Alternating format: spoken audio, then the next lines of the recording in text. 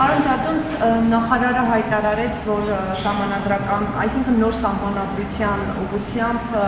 քայլերը հետևյալ տրամաբանությամբ են ընթանում, այսինքն գրվում է միանգամից սահմանադրության տեքստ եւ հայեցակարգ չի լինելու։ Նախ խնդրեմ, ես ենթադրում եմ, որ դուք եք, հա, ոնց որ թե այդ աշխատանքները համակարգում, եթե չէ, խնդրում եմ ասեք նախարարությունում ով է աշխատանքները համակարգում նոր սահմանադրություն գրելու ուղղությամբ եւ ինչու է որոշվել միանգամից անցնել բուն տեքստի աշխատանքներին, սա արդյոք նշանակում է, որ այն խորհուրդը, որ վարչապետը ձևավորել էր անցած տարվա մայիսին, ըստ էության արդյունավետ չի գործում եւ նախարարությունը որոշել է միանգամից անցնել տեքստի աշխատանքներին։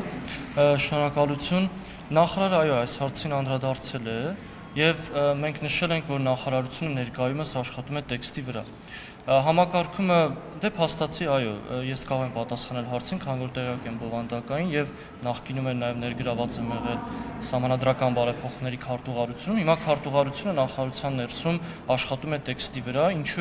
ինչու է այդպես որոշվել, որովհետեւ մենք ունենք շատ սեմ ժամկետ, գիտեք, մինչեւ հաջորդ ընտրությունները 2026 թվականի ունենք հանձնարարական, որ պետք է սահմանադրության նախագծի տեքստը պատրաստ լինի։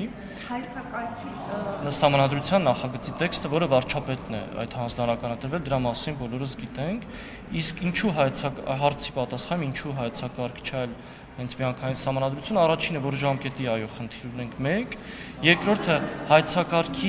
հայեցակարգի վրա շատ երկար աշխատանք տարվել է վերջին 2-3 տարիների ընթացքում եւ նաեւ ունենք չասեմ հաստատված հայեցակարգ, այլ ունենք հայեցակարգային փաստաթուղթ, որտեղ կենտրոնացվել են շակվի գլուխ առ գլուխ կամ թեմա առ թեմա ներկայացվելու է սահմանադրական բարեփոխումների խորհրդի անդամներին, իրենք դրանք կարող են նայել, դիտարկումներ ներկայացնել եւ նորից թեմա առ թեմա գլուխ առ գլուխ մենք կարողանալու ենք իրենց հետ քննարկել, այսինքն ներողություն սահմանադրական բարեփոխումների խորհուրդը չի լուծարվել եւ գործում է։ Պարոն Դատունց, ինչով է պայմանավորված այդ շտապողականությունը, որովհետեւ վարչապետը կարծեմ մինչեւ հունիս, եթե չեմ սխալվում, մի որոշման ակնկալում էր հայեցակարգի նախագիծ, իսկ մինչեւ տարեվերջ 26 դեկտեմբեր արդեն սահմանադրական հենց սահմանադրության բուն նախագիծը։ Ինչու է դուք, այսինքն դուք ուզում եք մինչև մարտ ամիս, նախարարը ասում է մինչև մարտ ամիս արդեն բուն տեքստ ունենալ։ Սա արդյոք շեղում չի վարչապետի որոշումից, որովհետև ինքը ամռանը ակնկալում է նախ հայեցակարգի նախագիծ։ Ինչով է շտապողականությունը պայմանավորված եւ արդյոք այդ որոշմանը հակառակ չէ։ Չէ, իրականում ոչ թե շեղում է, այլ դուք շատ ճիշտ նշեցիք, որ մինչև 26 թվականի վերջ պետք է սահմանադրության տեքստի նախագիծը լիներ։ Հիմա մենք դա ենք անում։ Այսինքն ի սկզբանե որոշվել դե մարտի մասին, երբ որ նշել է նախարարը, տեքստի նախագծի մասին է, բայց այդ տեքստի նախագիծը պետք է քննարկվի, մասնագիտական քննարկումներ անցնի, դրանք բոլորը շատ ժամանակ են տանելու եւ կարծում եմ այդ քննարկումները կարող են բերել նրան, որ մենք 26 թվականի գոնե կեսերին ունենանք այս կամ այն չափով վերջնական փաստաթուղթ։ Շտապողականություն չկա, վարչապետի որոշմամբ էլ դուք նշեցիք, որ նշված է եղել ժամկետը 26 թվականին ունենալ այդ փաստաթուղթը։ Դե 20 վարչապետը ասում է 26-ի ամռանը հայեցակարգի նախագիծ։ Տարեվերջ արդեն Չէ, այս անցած տարի մենք պետք է ունենայինք հայեցակարգը եւ հետո դրա հիման վրա մշակվեր սահմանադրության փոփոխությունների տեքստը, որովհետև նաև կառավարության ծրագրում էր 21-26 թվականների այդ հնարավորությունը նախատեսված է եղել ունենալ կամ փոփոխությունների տեքստ կամ նոր սահմանադրություն։ Հետևաբար մեր բոլոր աշխատանքներին պես են կազմակերպում, որ այդ վերջնաժամկետին հասցնենք։ Բոլորին հետաքրքրում է նախաբանը, հա, որտեղ ըստ էության դուք եք որ Ադրբեջանի պահանջով չի արվում, բայց երբ դիպախոսները նշում են, որ հենց իրենց պահանջով է արվում եւ այդ համշտապությունը կապված է դրա հետ, հասել եք այդ որոշմանը, թե նախաբանում կապության վիճակագրի Այս պահին նախաբանի փոփոխության հարց չի քննարկվում։ Բայց ինչպիսին է անձամբ ձեր դիրքորոշումը նաև որպես մասնագետ, պարոն Դատունց, օրինակ վարչապետը ասում է տարածաշրջանային նշանակություն է ունենալու նոր սահմանադրությունը։ Արդյոք այդ նշանակությունը ուղիղ կապ ունի անկախության հռչակագիրը հանել թողնելու դրույթի հետ, որովհետև ըստ էության այդտեղ է նաև այդ տարածաշրջանային նշանակության օրակարգը, այսպես ասած, քննարկում կամ քննարկելի դա։ Կարծում եմ, եթե իրավական տեսանկյունից ենք նայում, Սահմանադրական դատարանը իր վերջին որոշման մեջ այս հարցին պատասխան տվել է, հաշվի առնելով այն հանգամանքը, որ եղել է մեկնաբանություն, որ անկախության հռչակագրի դրույթները որևէ կերպ չեն խանգարում Սահմանադրության մեկնաբանության կիրառությանը, իսկ քաղաքական առումով կարծում եմ, ես ճիշտ չեմ համարի իհարկե մեկնաբանել վարչապետի խոսքերը, բայց կարծում եմ խոսքը գնում է նրա մասին, որ մենք պետք է ունենանք Սահմանադրություն, որը որևէ կասկածից տակ չի դրվում հանրության կողմից իր ընդունման լեգիտիմության առումով եւ քանի որ Սահմանադրությունը յուրաքանչյուր պետության, պետականության հիմքն է հանդիսանում, սա նաեւ բերում է իր տարածաշրջանային հետևանքները։ Տարածաշրջանային նշանակության այդ համատեքստի հետ, որի մասին խոսում է վարչապետը, նախաբան հանել չհանելու հարցը եւ իր ձևակերպումը իրար հետ ինչքանով են առնչվում։ Հա, կրկին ես ինձ թույլ չեմ տա մեկնաբանել վարչապետի խոսքից, նախաբանի առումով կրկին նշեմ, որ փոփոխության հարց չի քննարկում եւ քանի որ Սահմանադրությունը իրավաքաղաքական փաստաթուղթ է, իրավական առումով էլ Սահմանադրական դատարանը առնվազն գործող Սահմանադրության մասով այս հարցին պատասխանել է։ Պարոն Դավթոնց, տեսեք վարչապետը այդ լեգիտիմության հարցը նաեւ այն ձևակերպումները, որ անում է Սահմանադրության փոփոխության նոր Սահմանադրության համատեքստում, ասում է, որ ժողովուրդը ի վերջո պետք է փաստաթուղթը ընդունվի այնպիսի ընթացակարգերով, որ ժողովուրդը դա իսկապես համարի իրենը, այսինքն ամբողջությամբ ներգրաված լինի այդ Սահմանադրության ստեղծման process-ում, եւ ինքը ձևակերպում էր, ասում է խոսքը հենց տեքստի մասին, չէ՞ այդ կոնցեպտուալ ժողովուրդը դա համարի իրենը։ Հիմա դուք գրում եք Սահմանադրություն առանց հայեցակարգի միանգամից տեքստ եւ ինչպես եք պատկերացնում, արդյոք հնարավորություն մարդկանց չեք զրկում արդեն այդ հնարավորությունից ներգրաված լինել նոր Սահմանադրության ստեղծման գործընթացին։ Դե նայեք, նույնիսկ եթե հայեցակարգը մշակվեր եւ այլն, հայեցակարգը այնպես չի, որ ժողովուրդը պետք է հանրաքվեով ընդունի, հետո նոր անցնի տեքստի քննարկմանը։ Մենք հիմա այդ նույն process-ը, քանի որ ունենք այո ժամկետների խնդիր, այդ նույն process-ը կարող ենք համատեղել եւ ունենալ տեքստ, որը կարող է նույն կերպ քննարկվել նաեւ հանրության հետ, քանի որ տեքստինքից նաեւ լինելու է նախագծի հիմնավորումը եւ այդ նույն հայեցակարգային դրույթները, որոնք կարող են լինել հայեցակարգում, կարող են արտացոլվել հիմնավորման մեջ շատ հասկանալի ձևով, ժողովրդին հասանելի լեզվով եւ դրանք քննարկվեն արդեն հանրության հետ։ Եվ պարոն Դավթոնց, երբ որ նախարարը ասում է, որ նոր Սահմանադրությունը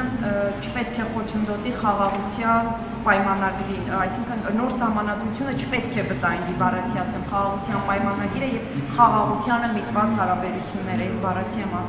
դա ինչ է նշանակում, օրինակ կբացատրեք ինչ մենք հասկանանք։ Կրկին ես կդժվարանամ մեկնաբանել տիկին նախարարի խոսքը, բայց հավանաբար տիկին նախարարը նկատի է ունեցել այն հանգամանքը, որ քանի որ գրվելու է նոր Սահմանադրություն, բնականաբար այնտեղ չպետք է այնպիսի դրույթներ լինեն, որոնք կարող են արմատական ազդեցություն ունենալ Հայաստանի Հանրապետության որպես պետության, հա, գոյության առումով եւ նաեւ իրավաքաղաքական լուրջ ցնցումների չհանգեցնի։ Հիմա Ալիև ասում է, որ ձեր Սահմանադրությունը ունի այդ նախաբանին հղումը, անկախության հռչակագրին հղումը, նախաբանը եւ հենց սա խաղաղությանը խանգարում է։ Սա արդյոք, եթե նաեւ նախարարի այս ասածն ենք հաշվի առնում, սա արդյոք նշանակում է, որ սա խանգարում է փաստորեն։ Սա մենք կառավարությունը կհամարենք խաղաղությանը խանգարում։ Դե դուք դա Ադրբեջանի Հանրապետության մեկնաբանությունն եք ասում, իրենց պաշտոնատար անձանց, բայց եթե նախարարի խոսքն եք հղումանում, եթե չեմ սխալվում, նախարարը նույնպես նշել է այն մասին, որ գոնե մեր հարթությունում Սահմանադրական դատարանը այս հարցին արդեն պատասխանել է։ Այսինքն չի խանգարում, այսինքն չի խանգարում, պարոն Դավթոնց, գործող Սահմանադրությանը ձեր ասած հարաբերությունների խաղաղության գործընթացը։ Դա նշեցի, որ արդեն իսկ Սահմանադրական դատարանը այդ հարցին պատասխանել է։ Իմ անձնական կարծիքն է, ձեզ հետաքրքրում։ Ես Սահմանադրական դատարանի որոշումը հարգում եմ որպես բարձր արձանի դատարանի որոշում։ Ուզում եք ինչ-որ կետ համաձայնել այնպես փոխել, որ չխանգարի հետագա խաղաղության գործընթացին, հետեւաբար չլինեն այնպիսի փոփոխություններ, որոնք կարող են նման ազդեցությունների հանգեցնել։ Պարոն Դավթոնց, բացի այդ քաղաքական մասից, որ Սահմանադրությունը պետք է լեգիտիմ լինի եւ նոր Սահմանադրությունը ընդունելու պատճառներից մեկն էլ դա է։ Սահմանադրությունը ինչի համար է ուրիշ փոխվում, այսինքն ինչ առանցքային փոփոխություն է լինելու այդ սահմանադրության, այդ նոր սահմանադրության մեջ, ինչ գլոբալ փոփոխություն է լինելու, որ միանգամից այսպես մենք զգանք այդ այսպես գլոբալ այդ բումը։ Մի բան էլ ես ավելացնում, այսինքն կառավարման մոդելի փոփոխություն օրինակ խորհրդարանական։ Չէ, դրանք այդ հարցերին արդեն Սահմանադրական բարեփոխումների խորհուրդը պատասխան տվել է։ Հայեցակարգ նշեցի քիչ առաջ, որ հայեցակարգային այդ փաստաթուղթը, եթե չեմ սխալվում, անցած տարի մամուլում շրջանառվում էր եւ այնտեղ ուղղությունները կային, հա, բայց այս պահին ասել թե ինչն է փոխվում կդժվարանա, որովհետեւ դեռ չունենք տեքստը։ Հիմա մենք աշխատում ենք եւ պետք է խորհրդի հետ դրանք համաձայնեցնենք, հետեւաբար հիմա ինչ էլ ասեմ, հետո կարող է շահարկումների տեղիք տալ առնվազն օրինակ խորհրդի անդամների կողմից, որ իրենց հետ առանց քննարկելու կամ համաձայնեցնելու մենք թեզեր ենք արտահայտում, որը իրենց հետ չի քննարկվել։ Հետևաբար կառաջարկեմ, երբ որ արդեն հիմնական թեզերը լինեն փոփոխություններ եւ առնվազն գոնե խորհրդի անդամների հետ քննարկած լինի, այդ ժամանակ արդեն քննարկենք, թե ինչ փոփոխություններ կարող են լինել։ Պարոն Դատունց, կարող ենք ձեր խոսքից ընդհանուր այսպես բան անել, որ դուք միանգամից հայեցակարգ չեք բանան, միանգամից տեքստ եք գրում, որպեսզի հասցնեք մինչև խորհրդարանական հերթական ընտրությունները ունենան խորհրդի կողմից հաստատված սահմանադրության տեքստ։ Խորհրդի կողմից գոնե առնվազն քննարկված, դե ֆորմալ առումով այո, խորհուրդը պետք է հաստատի վարչապետի որոշման, խորհրդի կողմից քննարկված եւ հնարավորինս համաձայնեցված տեքստ, որպեսզի նաեւ այո հասցնենք վարչապետի հանձնարարած ժամկետում դա իրականացնել։